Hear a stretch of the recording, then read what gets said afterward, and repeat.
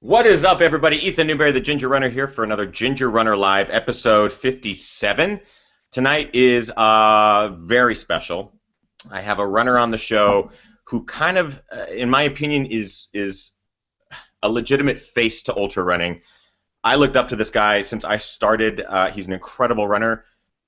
Just recently back from Europe. We're going to talk to him about Transgrancanaria and his incredible sixth place finish there.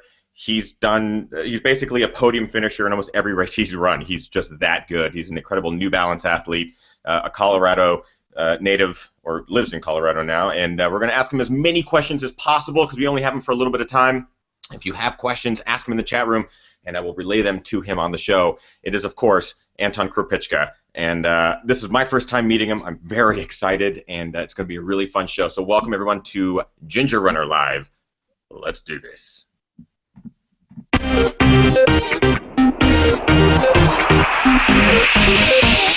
Ginger Runner. Yes, welcome everybody. So excited, those of you who are watching live, that you are able to tune in and watch this very special episode. I've been doing Ginger Runner Live now for over a year, almost a year and a half. No, maybe not quite that long, but a long time. And this is one of those guests, it's like I could never get him on the show. That would be impossible. But thankfully, a viewer actually emailed him and put us in touch, and Anton was like, yeah, sure, why not? Let's do this. Fresh off the heels of the Transgrancanaria, it's a mouthful, Anton Krupicka is here tonight, an absolute legend in ultra running, one of the main figureheads that got me into the sport and really makes me enjoy doing this. He's an incredible athlete to follow. Anton, it's great to meet you. Welcome to Ginger Runner Live. I appreciate it, man. Here he is. Oh, thanks a lot, Ethan. Yeah, happy to be on the show. Yeah, dude. So excited to have you. Now, we just met moments ago, right before the show, and you said that you pretty much just got off a flight from Europe. So I imagine there's a little bit of jet lag going on. Yeah, I mean, it was more like, I guess 36 hours ago I got a flight. But yeah, I was in Spain for the last 2 weeks. Did Transgrancanaria last weekend, so a little over a week ago. 125K race. A little longer. They added a couple of kilometers this year at the finish. But and I added a few kilometers myself. Silly. But yeah, it was good. Yeah, it was whatever. I was happy enough with the finish. I wasn't thrilled or anything, but it was good. I just wanted to get like a long, hard race in before Hard Rock. So yeah. Yeah, I was going to talk a little bit about Hard Rock and stuff like that on tonight's show because you do have a pretty beefy 2015 season. Transgrancanaria is no slouch of a race. I've only studied it. I've never been to the island, never been able to run the course or anything like that. Can you kind of walk us through this event? You did an incredible blog write-up. For those of you who didn't see it, it's on the Ultimate Direction blog. But can you kind of walk us through your experience at this year's race? I mean, a sixth place finish is incredible. I mean, I don't think sixth place is incredible, but it was good. Yeah. So TGC, it's on the island of Gran Canaria, and you traverse the entire island in the race, 125 kilometers, so about 80 miles, almost 80 miles, and it's like, well, you know, it's a volcanic island, so that's what the rock is all like, and but it's a very dissected island where there's lots of peaks and valleys and ravines and gullies. So there's a lot of vertical in the race, 28K of vert. And it's unique in that, well, it's not unique. A lot of Euro races are like this, but it started at 11 p.m. So you run all night first, and then the sun comes up. And in this particular race, the heat really hits you with about when you hit the last marathon. And at that same time, you're doing the whole last marathon is downhill off the top of the island down to the coast, the beach. So you lose 7,000 feet over the last marathon, and so it's just getting hotter and hotter. But yeah, I don't know. It's cool because, like a lot of European races, the course makes a lot of logical sense. You know, it traverses the island in a very, you know, on kind of the best part of the terrain, and you start on the coast, you finish on the coast. Yeah, it was a lot of fun. Are we dealing with extreme technical terrain, or is there buffed out single track? I remember you mentioning something about goat trails. and like the best first 25K, but the worst last 25K. How does it Yeah. compare? No, this course definitely had it all. I would say, yeah, like I said, the first 15 miles, 20 miles were awesome. Just big 4,000-foot climb, steep, and then like a 2,000-foot drop of probably the most technical thing I've done in any race, just in that very low maintained trail, steep downhill. We're going pretty quick. So, yeah, it was a lot of fun. I really enjoyed it. But then, yeah, you're traversing ridge, and then you're just kind of, you have to get across the island, you know, but there's some big climbs, and then there's really nice single track. But then the last 15 miles, pretty rough, just like dirt road, but like, rocky dirt road. It's just going on for days, and it's just getting hotter and hotter. And you have to do that to get to the coast, to get to the beach. There's no other good way to do it. Right. But really, like, for aesthetic purposes, the race should just finish in this village, Tunte, which is about 100K in, because after that, it's just kind of this pragmatic, like, utilitarian course to get to the coast. You run through a drainage ditch, don't you? Isn't there a drainage ditch? The end is horrendous, like absolutely. So it's this, I mean, I've been to LA a few times, and how the LA River like doesn't exist most of the time, but it's just a big concrete canal. We were running in one of those for like, I don't know, probably 3K at the finish. Oh my God. Except that, yeah, no, it's just like, why? But then, like, the bottom of it actually had rock cemented into it, so it's just like this unnecessarily difficult, hot, flat, tedious finish. And then they route you onto the beach for like a quarter mile on the sand, and then they put you on this boardwalk full of tourists, and you're just kind of like elbowing people. Like, the end was just like the worst end of a race I've ever been to. Just like, really, just like, why really we have to run in the sand now for no reason? Like, I don't know. But yeah, overall, it was a very positive experience, though. Yeah, I mean, is there anything in the States even remotely close to the race, whether it's terrain or like the style of the European racing? Oh yeah, no, I mean, other than the first 15 miles, the rest of the race was quite similar to a lot of things in the States. It's just a lot of varied terrain. I guess there were some steep climbs, but I mean, there's steep climbs and stuff in the States, but a lot of trail. I don't know. It's still just a trail race. It's not like some mountaineering adventure or something. I don't know. Yeah, it's I've heard varying experiences from different elite athletes talking about the course and how maybe they don't get to train on trails quite as technical as any sort of the European events like UTMB, which you obviously have been a part of, and you are planning on being a part of this year as well. Yeah. I mean, I'm going to start, I don't know. UTMB isn't a technical course at all. I'm trying to think where there's technical sections on it. There's just not. I mean, there's probably 40K of road in UTMB. Right. And the rest of it, or 98% of it is super buffed out, like perfect trail, really wide trail a lot of the time. The last climb is super rough, Legere, and it's technical. It's legitimately technical, and your legs are so worked to that point that it's just, you don't want it to be technical at all. But that's maybe because it's at the end, everyone remembers that and think of it as a technical course. But I would equate it to Western States. Like, I mean, the year I ran Western, the high country was all snow. But there were sections where it was just like washed out trail and stuff that was like, pretty technical footing actually. And UTMB is no more technical than that. So. Got it. Do you think that a lot of your training in Colorado, flat irons and all this, it's almost, I don't want to call it mountaineering because it's not necessarily mountaineering, but following you on Instagram and kind of seeing these photos that you post, it's not typical trail running.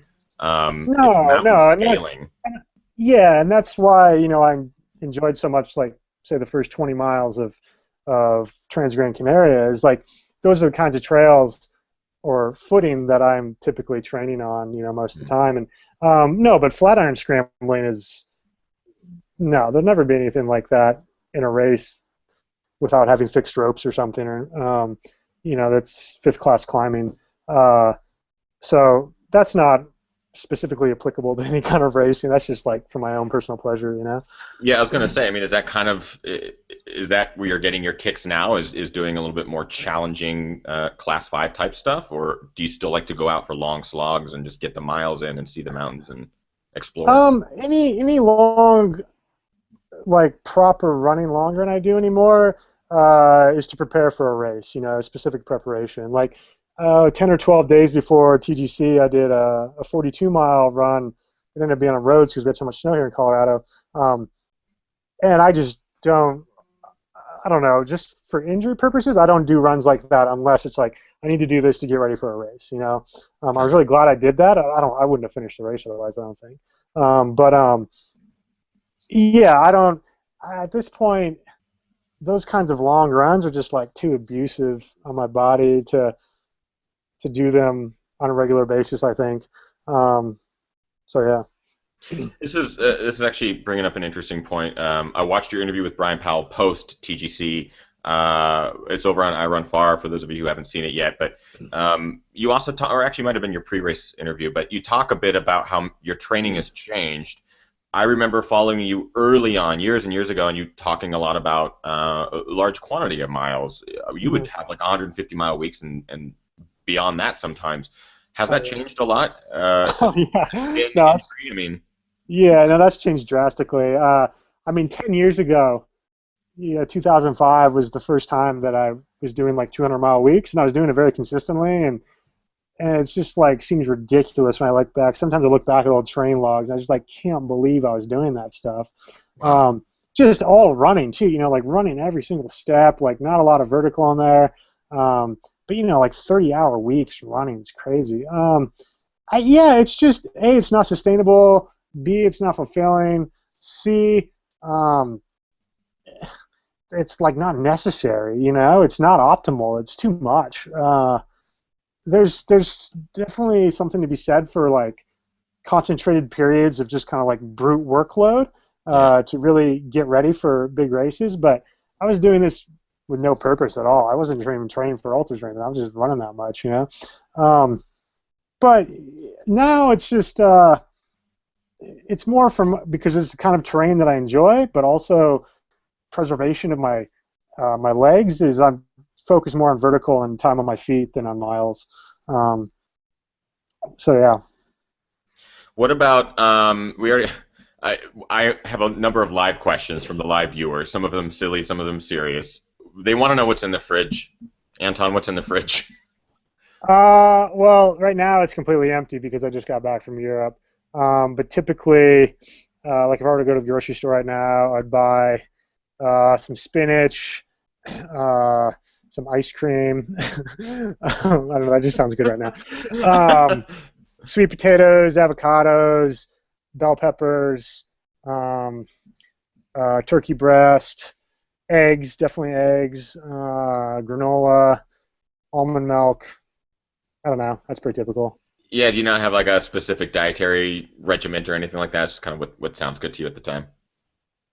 Yeah, but I mean, you get into particular patterns of eating, I mean, lately, and by lately I mean probably the past year and a half, 2 years, I've been trying to reduce like the simple carbs, straight sugar component to my diet, which used to be way, way too high.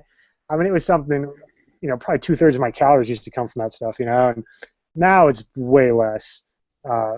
Certainly less than a third. I don't know, because there's no nutritional value and it's bad for you.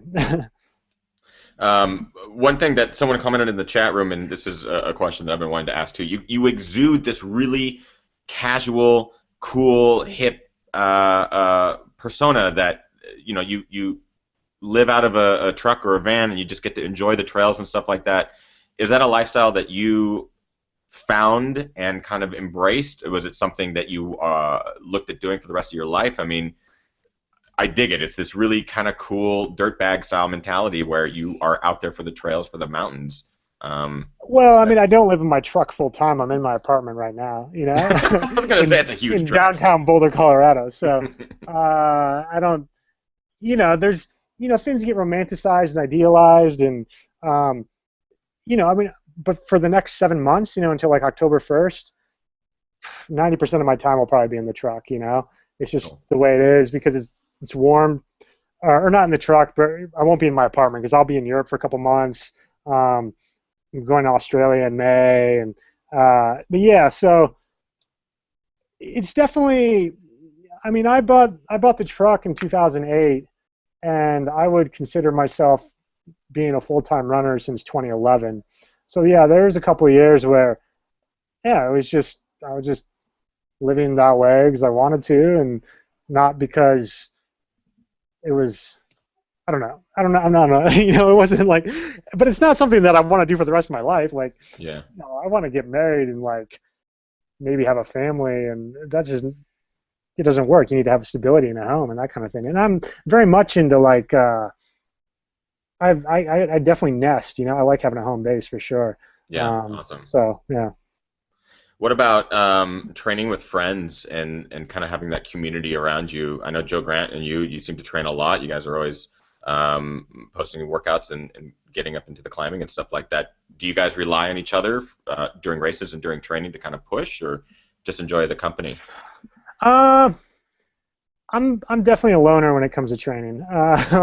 Joe and I will get out, but I mean that's certainly for camaraderie purposes. No, there's never any like competition during training. Joe and I compete in different styles of events and with different styles of runners, and we compete for much different reasons. And but it's climbing you inherently need a partner.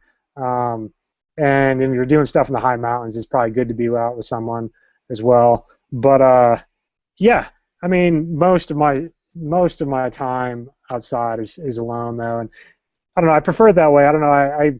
It's probably a selfish thing, but I just like having my own agenda and sticking to it exactly. And I tend to go pretty hard a lot of time in training, and that's not so conducive to conversations or companionship on the trail.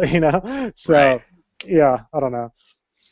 Where are you going to be doing a majority of your hard rock training? Yeah, I I'll definitely imagine be. PPC was a big step in that. Yeah, so when I get back from Australia, mid-May, end of May, uh, yeah, then I'll move into the truck and I'll head up to the Arkansas River Valley. So Buena Vista and Leadville are the two main towns there, and just be marched up and down 14ers in the Swatch Range, altitude training, steep vertical, uphill and downhill. Just specific training for hard rock. I'll do probably like my last long run or two, actually on the hard rock course. Just to kind of get a gauge of my fitness and to refresh my memory about a few parts of the course. It's pretty sparsely marked. I want to be sure to have it dialed in, but Right. yeah. So, but Leadville, Buena Vista is nice because the Swatch is only 2 hours from the Front Range. If you're going to be down in the San Juans, I don't know. Telluride's kind of the only real community down there. Silverton doesn't even have a grocery store. I mean, their market's super tiny. It's like a convenience store. So yeah, it's just very isolated, and I like being able to bop back down here to Boulder, hit the Flatirons, hit Long's Peak, the Indian Peaks, that kind of thing. So yeah. There's a great question from the chat room that happened earlier from Cody Van Rokel. This will kind of dovetail with what you were just talking about there. I imagine Hard Rock is a bucket list race. It's one of those races that a lot of people would love to get into. It's very, very limited how many they will allow in. But Cody wants to know, what are your bucket list races? Do you have any urge to attempt Nolan's 14 again? What shoes are you running in currently? Bucket list races. Hard Rock is certainly one. I think another one would be the Diagonal de Fou, Grand Raid Reunion on Reunion Island. Mm-hmm. It's funny, it's so late in the year. I don't know what year it'll actually happen because I'm usually pretty burnt out by October. But that'd be one. I want to do Wasatch. I want to do Angeles Crest. You got to get out here for that, yes. Yeah, I want to. I mean, I guess most of my bucket list races are like 100-milers. I want to do Ultra Trail Mount Fuji, UTMF. Japan's a super rad place. It's cool. You circumnavigate the mountain. I'm really inspired by that kind of thing. Do I want to do Nolan's again? Absolutely. I'd like to do Nolan's in a bunch of different styles, actually. Trying to go as fast as possible, so fully supported, self-supported, and then like completely unsupported. It's just I just love those mountains, and it's great. And then what was the last one? What shoe am I currently wearing? Yeah. Yeah, What's the feature? the Zero V2, New Balance Minimus. Plus, we're working on the 110 V3, so I'm getting prototypes of those. And, you know. Yeah, how close? I mean, that's actually how I originally learned about you. Is all those amazing promotional videos that New Balance did back in the day, years ago. How much say do you have in the design of some of these shoes, some of the new models that are coming out, and the future of the versions? I mean, a ton. I mean, just really just in the 110. But yeah, I mean, execution is always difficult, and it's hard to like take a concept and like bring it to fruition. But Yeah. um, yeah, I mean, I work very closely with the developers and the designers and the product manager there for sure. Um, I mean, it's sometimes it can be a frustrating process because it's kind of like steering a big ship. Like if it gets a little bit off course in the wrong direction, then it's really hard to get it back on course. And just Sure. because it's a big company and um, yeah, and timelines are kind of like usually pretty quick, and it's hard to get protos turned around and all that. But yeah, I don't know. I work close with them for sure. Are you the reason that the 1010 V2 isn't around anymore? Are you the reason? I wouldn't say that. No, I mean, personally, I thought it was a bit of a redundant shoe in the line, but I don't know. I certainly don't make those kinds of decisions at New Balance. There's tons of people working there who are, Oh, I can imagine. yeah. What did you run TGC in? Was it a special prototype or something that you've been running in pretty regularly? It was the 110, the original version, but with a bunch of modifications to it. Had an extra rand on it because that upper can be kind of fragile. Had black sticky rubber on the bottom. What else? That might have been it in terms of modifications. Yeah. What's your distance of choice? I mean, you talk a lot about hundreds and stuff like that. Is that your most comfortable distance? Do you enjoy shorter distances, or is it? It's certainly not my most comfortable. It's by far my most uncomfortable distance. And anyone who's run 100 miles, there's no comfort in that. Except for maybe Carl Meltzer. He seems pretty comfortable at it. Oh, he's been around the block, yeah. Yeah, let's see. I think I'm best at right about the 100K range. Like an 8 to 10 hour race, I think is probably where I'm most talented. And that's, I don't know, I'm sort of impetuous and probably don't have the patience to be like a classic mountain 100-mile guy. I mean, I really am inspired by those events and will Hmm. continue to do them and want to continue them. But I'm probably most competitive, like 80 to 100K, 8 to 10 hours, something like that. Lots of vertical, technical, that kind of thing. Do you prefer those sanctioned distances, or would you rather do things like Nolan's 14 or any of these larger FKTs or even adventure quests, sort of longer distance adventures? Oh, I mean, I'm inspired by the mountains, and racing is a small component of that. But the thing is, I really enjoy competing. Like at TGC last weekend, it was just so much fun. Like there's a point we were coming up out of this village Terror at 60K. We're all just marching up this super steep climb, and there's like 8 of us within like 5 minutes of each other, the front 8, and I just love that stuff, just like back and forth. Everyone's kind of like shuffling places and working really hard, and I don't know, I really enjoy that kind of thing. So I mean, I like racing, but definitely adventures in the mountains are huge inspiration for me too, and I guess it's more just like link ups and traverses and remote summits, that kind of thing.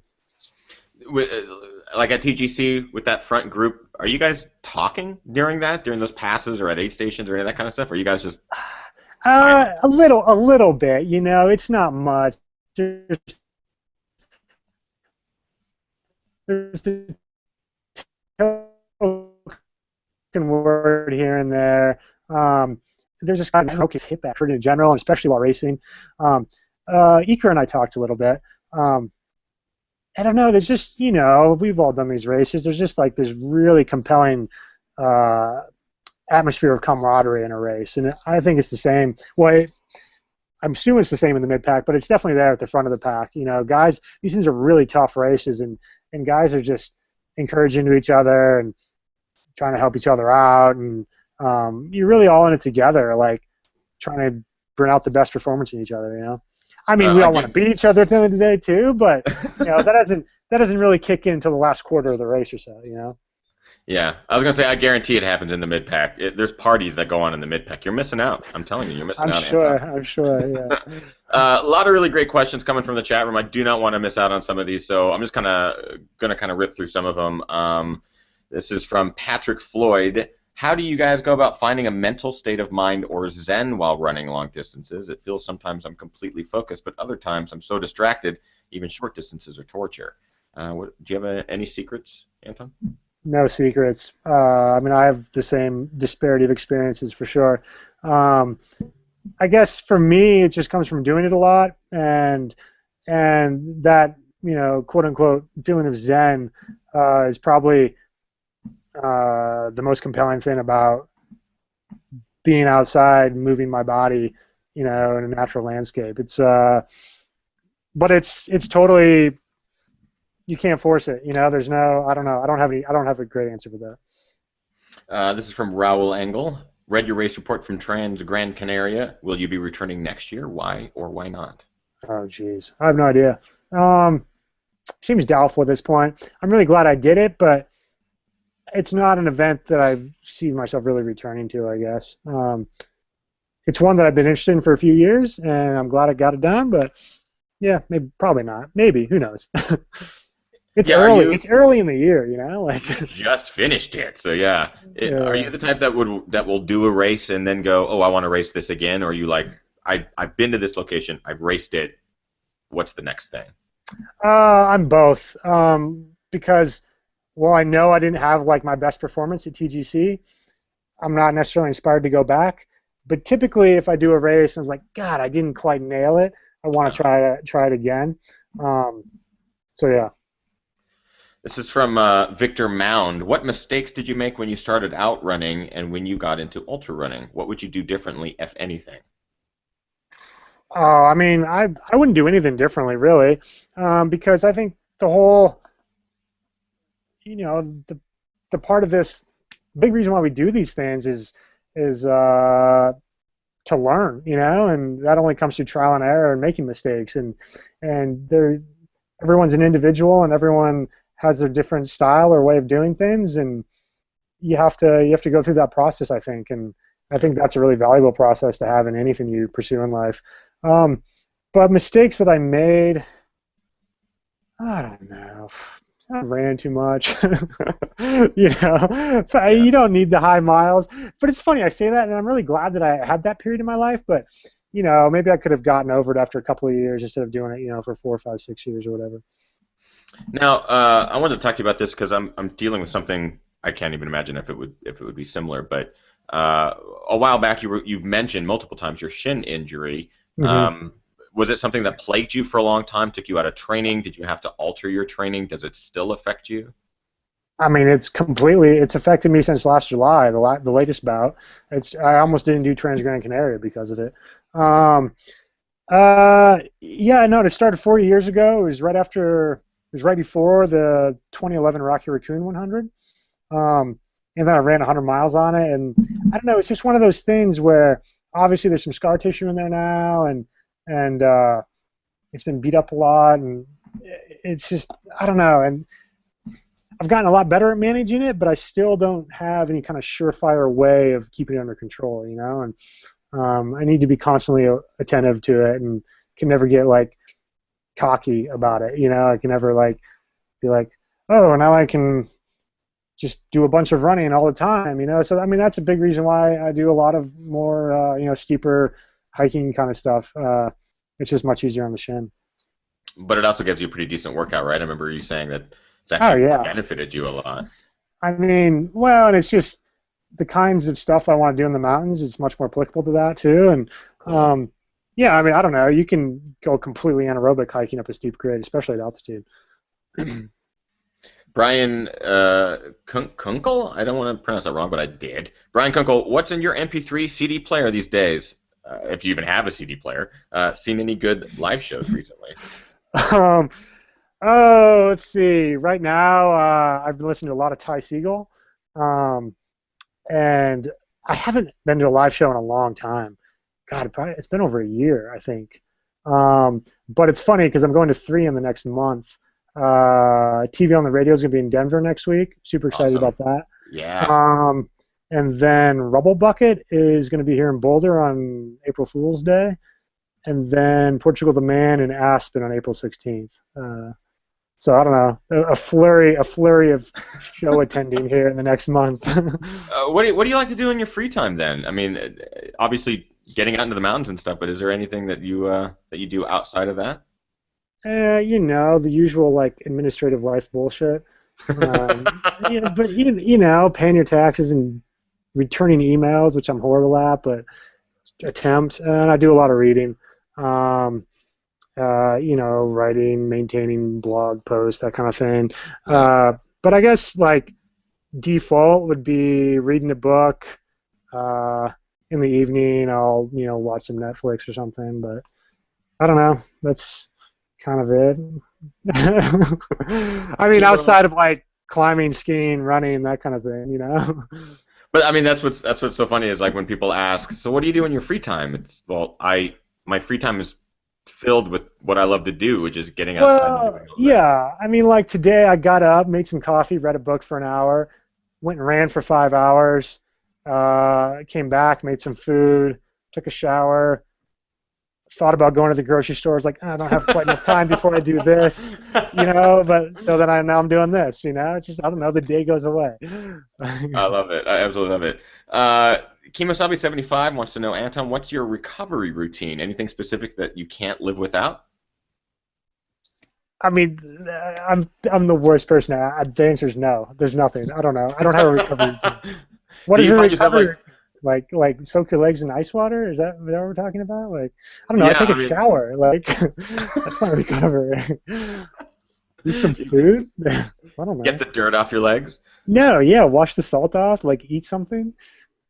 Put my feet up. I guess that's recovery.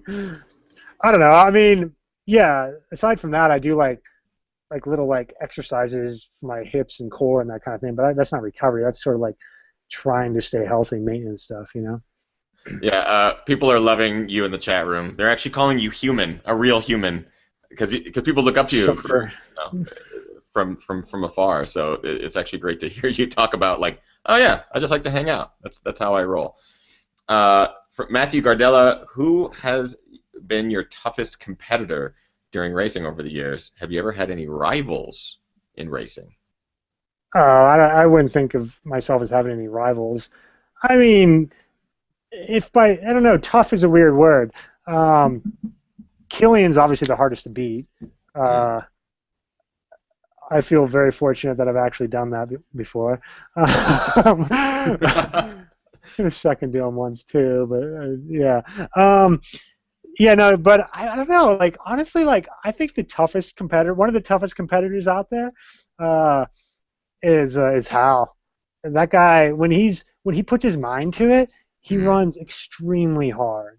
I think like beyond his fitness kind of hard. And I think that's sort of underappreciated. Like there's all this sort of like, oh, what's your training plan and program and preparation, all that. And like, sure, like everyone needs to be fit, but you also just have to like be willing to bring it on race day, And when Hal decides that he's capable of it and he's going to do it, God, he does not give up. But yeah. Are you guys all buddies for the most part? I mean, do you communicate outside of competition at all? Yeah, of course. Yeah, emails, texts, that kind of thing. I wanted to kind of transition into something I'm really curious to hear your opinion on. I'm new to ultra running. Obviously, I've only been doing it for a couple of years now, but there's a lot of guys that have been doing it for decades. It's a sport that's been around for a long time, and it's changed a lot. When I first got into it, there were a number of people that I looked up to. You are obviously one of them. Do you see ultra running changing since you started? And is it a direction that you are encouraging and you're promoting and you enjoy? Is it going to a place that you're like, oh, it's a little too crowded, registering for races and that kind of thing? Do you have an opinion on it at all? Oh no, I guess I barely have an opinion on it actually. It's changed drastically since I started doing it. But in all the ways that you just mentioned and everyone knows about, and I guess I just don't feel that much sense of a doom around it. Like I don't know. I enjoy races for the camaraderie and the competition.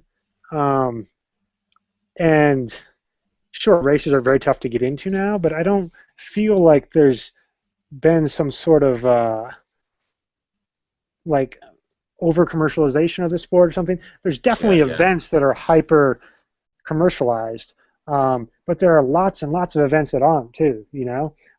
I think people. There's always going to be good old days, and everything that we do, and that's sort of a natural human emotion, sure. and that's certainly at play here. But I don't know. I don't have that much nostalgia for like, the first time I ran Leadville and there was 400 or 500 runners instead of 1,000, and I Hmm. signed up like literally 3 days before or something like that, and but I don't know. That just didn't add that much. There's still incredible, like fascinating, lovely people in the sport, and Yeah. I think there will continue to be, and I don't know. I'm sure there'll be plenty of like not so fun to be around people too, but that's in every area of life. Yeah. So you'll continue to embrace it no matter how big it grows, essentially. I mean, I don't know. It's funny. I kind of see myself. I want to be like, yeah, still participating in the race scene when I'm old and gray and 50s and 60s, just because I enjoy um, the community. Um, but I don't know. It's yeah. I guess I don't waste too much time thinking about it or lose too much time thinking about it. No, that's fantastic. One of the main things that really drew me to the sport is what you just said, is the camaraderie. I Is guess yeah. It's just a very frustrating question for me because it's not my ultimate motivator is to like be part of this crowd. Mhm. Well, I mean that's a necessary thing for humans. I don't know. The reason I do all this though is like I like being outside in the mountains and I get really inspired by it, and I don't need races for that, I guess. So yeah. No, I mean, I think that in and of itself is inspiring to people. Yeah, people in the chat room are really calling you out on being awesome, and Anton the philosopher, they're enjoying it because rather than hyping it up as being this sport that's changing and the doom and gloom, like you mentioned, and all this stuff, it's easier to just look at it as a community of people who are having fun with each other in the community, and the camaraderie and the competition and getting a chance to get out of the trails. Yeah, Um, I mean, you can always find good people, and there's always going to be good events because if you want a certain kind of event, you can start one. mhm. Generally speaking, but not so much when it comes to actually getting permits. But yeah, but then you like just call up your group of 20 best friends and go run some course that you want to run. I don't People also want to know when you're going to get a shampoo sponsor because they love your luscious locks and your glorious beard. know. Yeah, I don't know. I rarely They even love use it. shampoo. So yeah. What was it? That's actually that made me think. You recently did.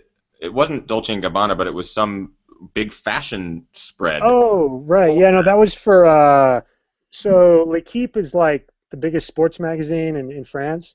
It's kind of like Sports Illustrated. They typically cover like soccer. Um, but they have once a month they have a fashion insert called Sport and Style. Mm. And I did it. I was on the cover of that last fall. Um, so it wasn't like an ad. It wasn't for, but it was all designer clothing, yeah, crazy stuff. Yeah, Louis Vuitton, Prada, Gucci, all that kind of shit. Um, yeah, I don't know. It was fun. It was easy. It was the easiest photo shoot I've ever done, probably. Like ride a chairlift to the top of a mountain, stand around, getting your picture taken. You don't have to run. You did do a Volvo ad as well, where you did end up running. Was that like a multi-day shoot? Was that a single Oh yeah, day that fun? was that was a full week of like up before dawn, like shoot until the sun goes down every single day. It was crazy. It was super awesome actually. Like the Yeah. first couple days, I was just like not really into it because we were mostly just inside the car. But then like the days we actually got to do a little bit of running, and there were just some really cool people on the set. It was a huge production team. Like I think the whole thing altogether was 40 or 50 people. Wow. And it was a pretty rad experience. I don't know, super random, but I don't know. It was a unique experience that I was happy to have. Well, before I let you go, because obviously we want to make sure that you can get food in your system. I don't know if you have to go to the grocery store. If you are watching live, ask some questions in the chat room. We might move into a very quick post show. I'm basically now fielding questions for Anton. Just bring them. But before we move into the post show, Anton, I have a segment on my show where I ask my guests, if I haven't had them on the show before, a series of rapid fire questions. They're very easy. You just answer as quickly as possible, and we move on to the next one. So let me know when you're ready, and I'll kind of rip through them. Let's do it. What was your very first race? Oh, Christ. Probably like 1 mile, like a Hershey track meet in the 5th grade. Are you familiar with this? Like Hershey's, like the actual like Hershey bars used to like put on like youth track meets around the country, and if you like qualified, you actually went to Pennsylvania and got a tour of the factory and all this stuff. I can't remember, but I did one of those in the 5th grade.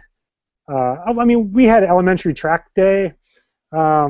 Track and field day every year growing up in elementary school. So I guess that was one of my first races, yeah. But that would have been like the 1st grade, yeah. Was that like one of those Arnold Schwarzenegger government workout days?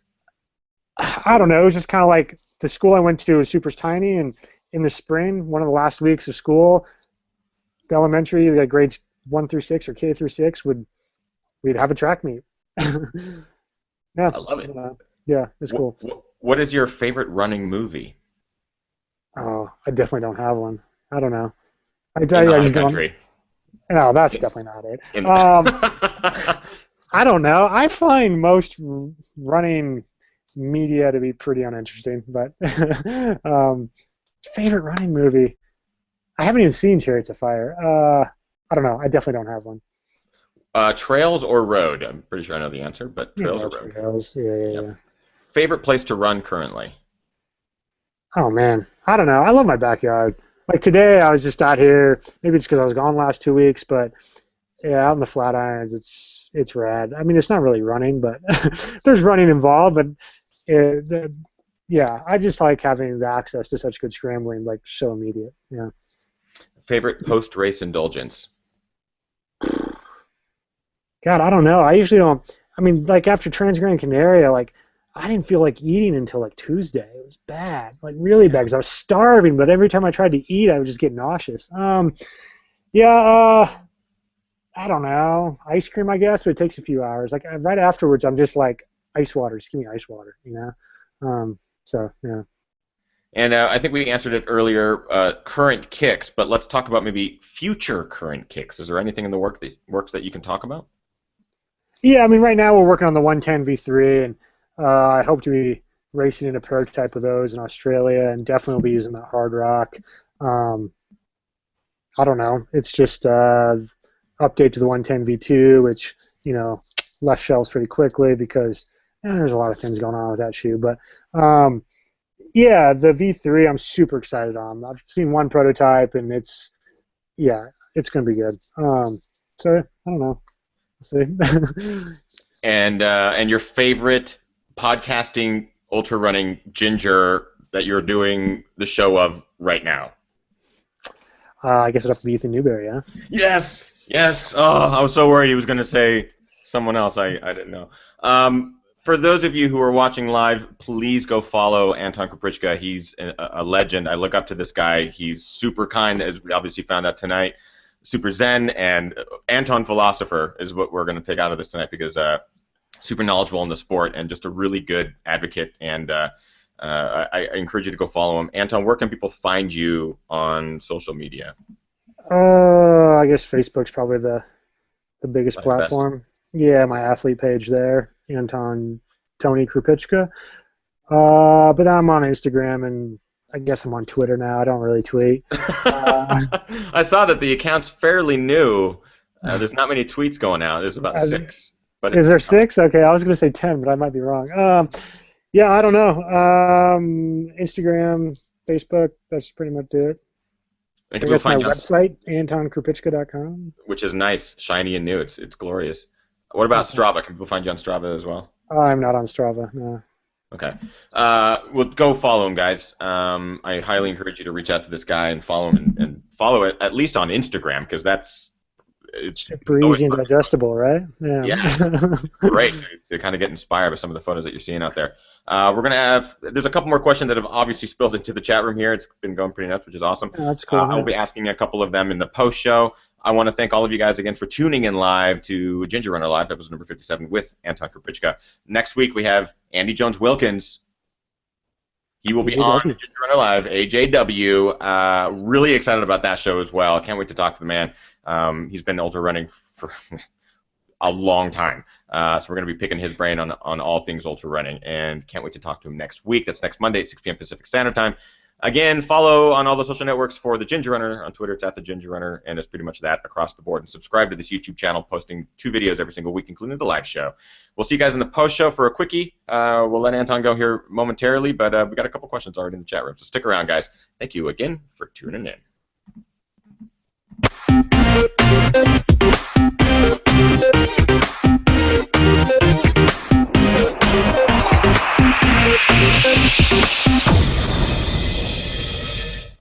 Awesome. Thank you, man. That was That's fun. fucking awesome. It was great. We do have some chats or some active questions going on in the chat room. People want to say thank you, Anton. Really appreciate you coming on the show. Anton, any new movies with you in them coming out? That's from Che Hasemeyer. Not that I'm aware of.